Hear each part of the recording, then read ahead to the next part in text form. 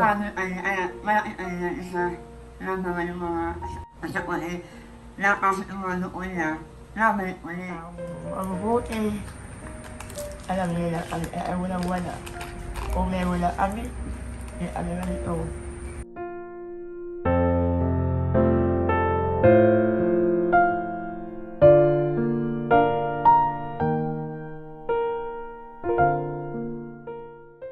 Good morning po mga ka-Dongsker. Dito tayo kay Nanineng. Nakalak po yata yan, Nineng. Yan o. Si Top 1.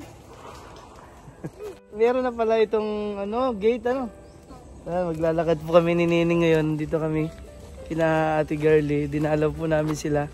At may good news po tayo sa bata. Ang taway lang po, mamaya po natin sasabihin sa nanay niya. Papasok po kami dito. Ito po. Iniiwan na po ako ni Nining Gisela yo. Papasok po kami dito sa bahay po nila. Dito sa kabundukan. Pero napakatahimik po. Ang ganda ng lugar. Marinig mo lang mga huni ng ibon. Mayroong mga kambing dito sa kanila.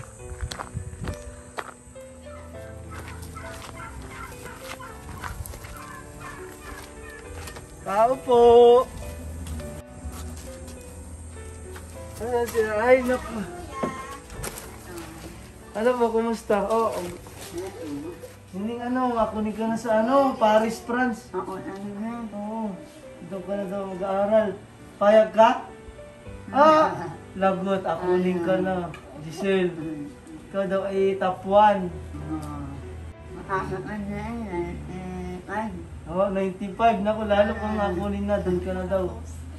Papayag ka na, nakunin ka na kay mama mo. Lagot.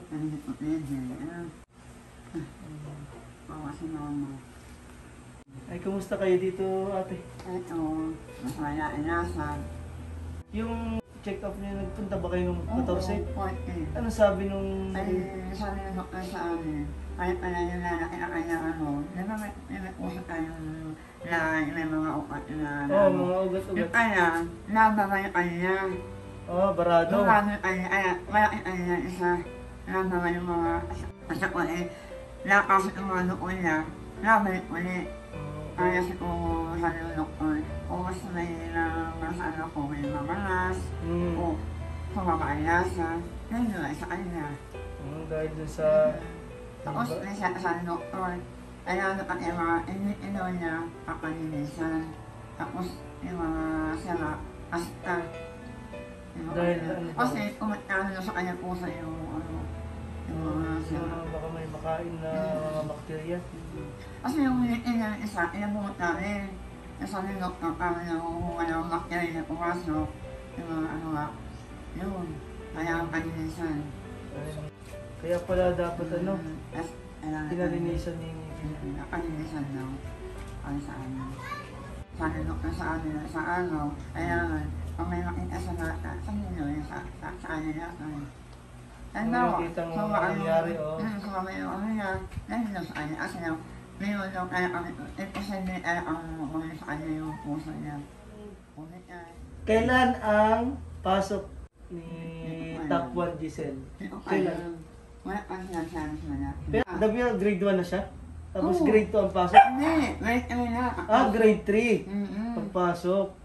Pero yung grade 2 niya natapos na lahat ng module po? Tapos na. Tapos na. Hindi pa natin alam kailan ang enrollment. Hindi ko kaya kasi nasama si Mama. Wala pa nasabi si Madam. Ay, gusto mo pang mag-aral, Giselle? Aba! May good news ako sa iyo, Giselle! Meron magpapabot ng scholarship sa'yo! May scholarship from SAS Foundation na taga-Paris, mga taga-Paris. SAS Foundation yung nila. Na gusto kang pag-aralin dahil magaling ka daw, top 1. Wow, mayroon ng scholarship si Nining Giselle. Pagbutihin ng pag-aaral ha.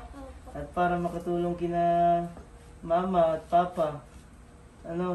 Dahil napakaswerte natin at may nagpaabot ng pagmamahal sa'yo na magkakaroon ka ng scholarship. No, galingan ha. Mm. Kaya yun yung gusto kong dalhin dito na good news. Meron ng scholarship si Nining. Ay, salamat po. Kailan ulit ang, di ba, lilipat sila dito sa eskwelahan na dito? Ayun, sabi teacher sa amin, huwag Kailan? daw muna ilika. Paayot at namin pa, test to test na. Dahil doon na lang muna kasi module. Ako yung sa umano na test to test na. Kumani ko kahit bagay, madali lang din naman kunin Oo, yung... wala lang. Kasi nga, siyempre, pamasahe pa. Ako na sa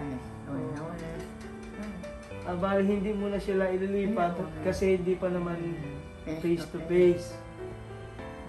Kaya doon muna ulit si Nining ang pasok ng grade 3. Kukunin na lang yung module doon.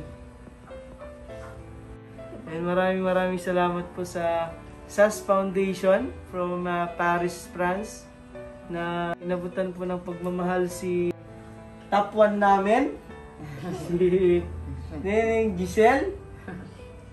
Wala na pong aalalahanin si Ate Girlie sa pag-aaral ng kanyang bunsong matalino. Ano?